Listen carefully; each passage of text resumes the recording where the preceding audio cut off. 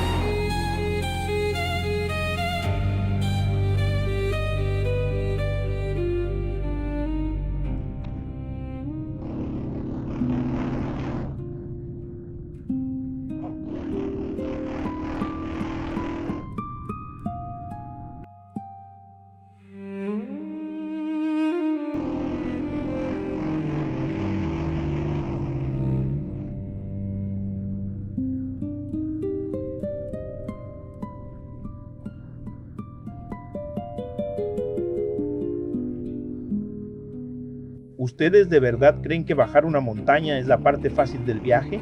Existe esa idea romántica de que después de un ascenso agotador, el descenso es solo soltar el acelerador, relajarse y dejarse llevar.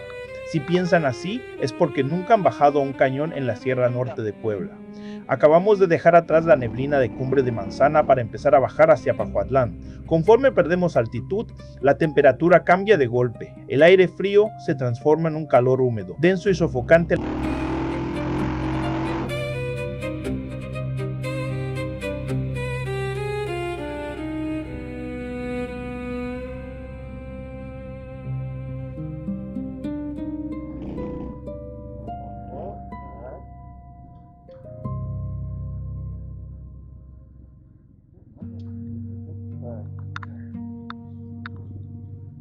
Как тебя туда видно? Захватываешь, да? Особенно, когда асфальт туда обрывается.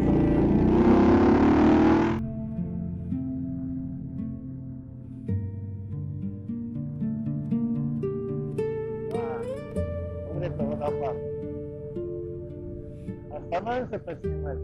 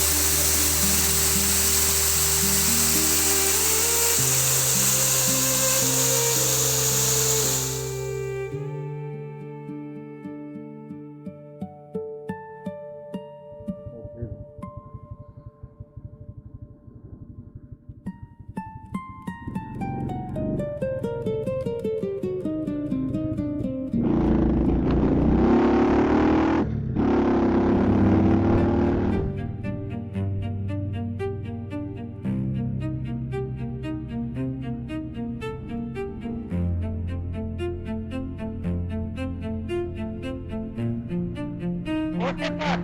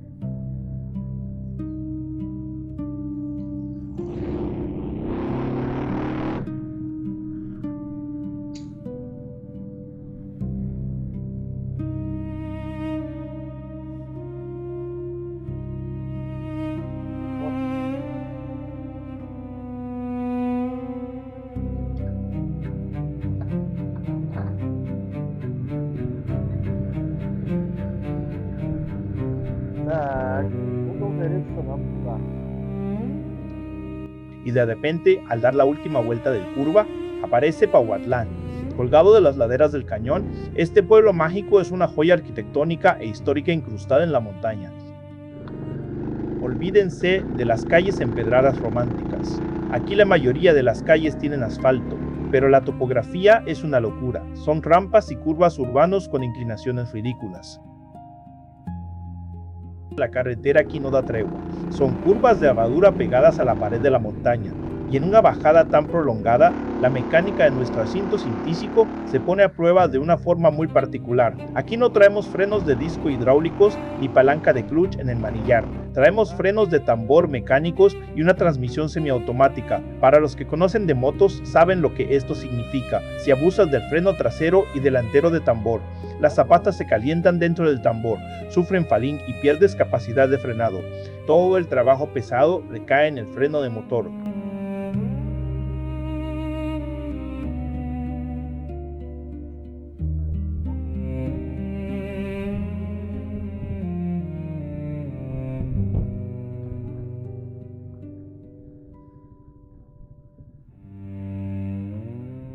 Pero al ser una moto semiautomática, reducir de marcha en plena bajada exige precisión pura.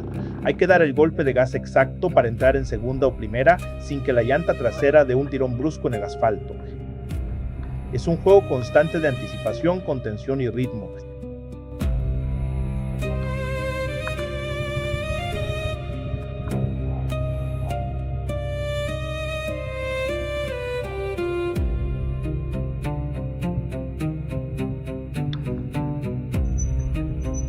Son las calles.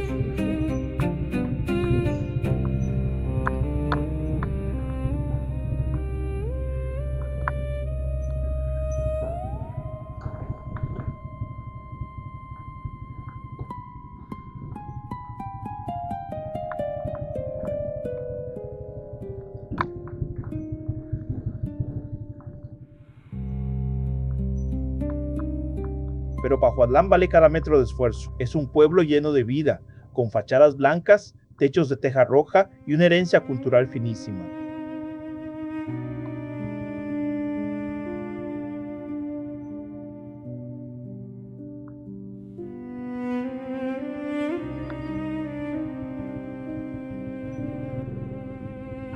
Es el corazón de la región otomí, famosa en todo el mundo por la elaboración del papel amate, una tradición prehispánica de transformación de la corteza de árbol que sobrevivió a la conquista.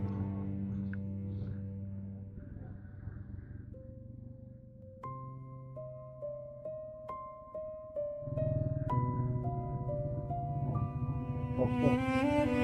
Don Concha.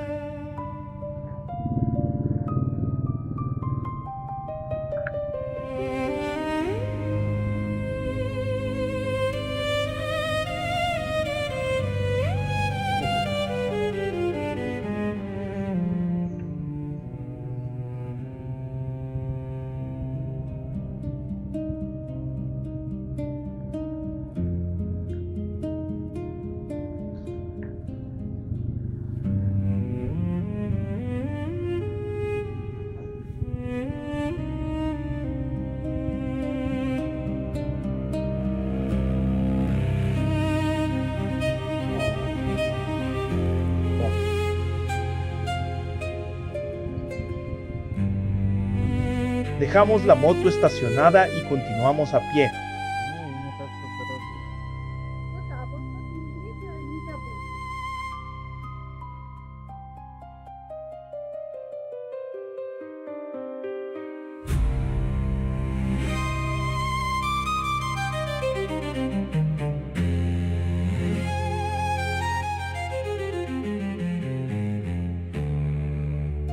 Las calles huelen a pan de leña recién horneado, a tierra húmeda y al famoso café de sombra de la región.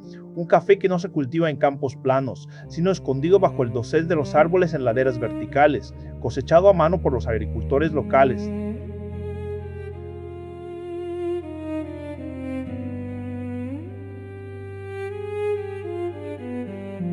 Mientras caminamos por el centro y tomamos una taza de este café,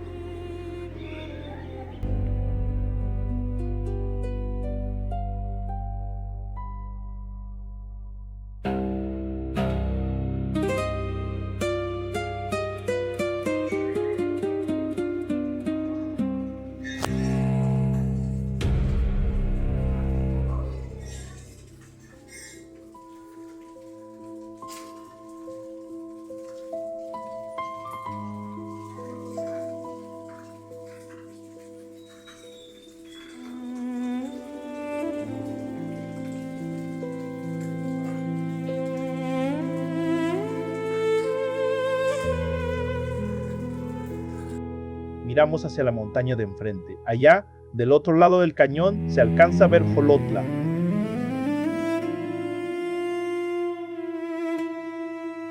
Para entender la magnitud del aislamiento entre estos dos pueblos, hay que bajar al fondo del cañón por el sendero peatonal.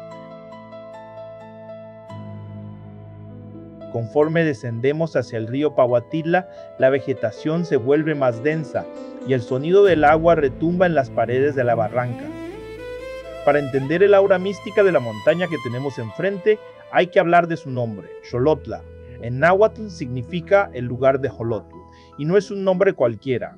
En la cosmovisión prehispánica, Xolotl era una de las deidades más oscuras, complejas y fascinantes de todo el panteón azteca. Xolotl era el hermano gemelo y la contraparte oscura de Quetzalcóatl, la serpiente emplumada, mientras Quetzalcóatl representaba la luz, el amanecer y el espíritu. Xolotl era el dios del fuego subterráneo, los rayos, las deformidades y sobre todo el guardián del inframundo, el Mictlán. Era la deidad con cabeza de perro que acompañaba al sol en su agonía diaria cuando caía por el oeste, guiándolo a través de las tinieblas de la tierra para que pudiera volver a nacer por el este. La leyenda cuenta que cuando los dioses decidieron sacrificarse en Teotihuacán para darle movimiento al quinto sol, Xolotl fue el único que sintió miedo y huyó.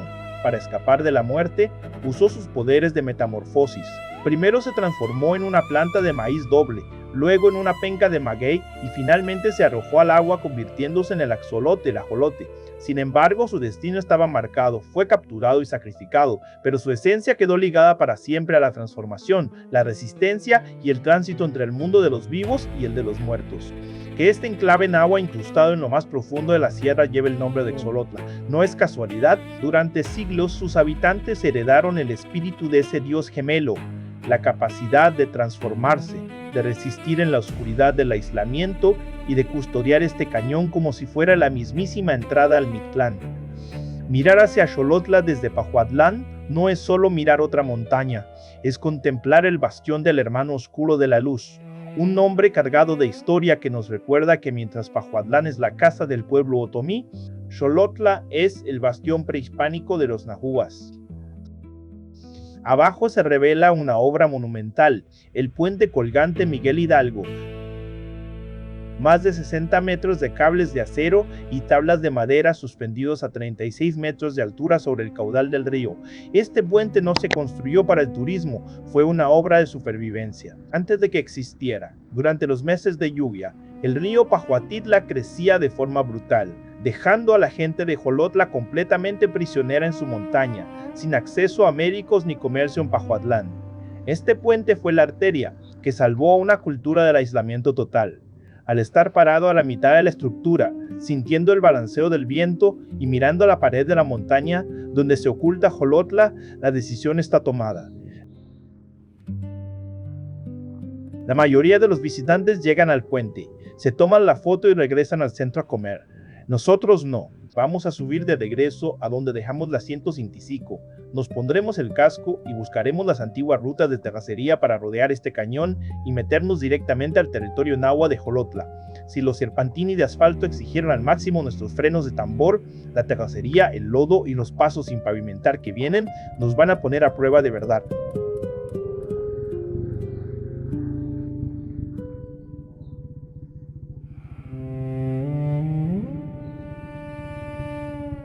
Nos vemos en el próximo episodio del otro lado del cañón.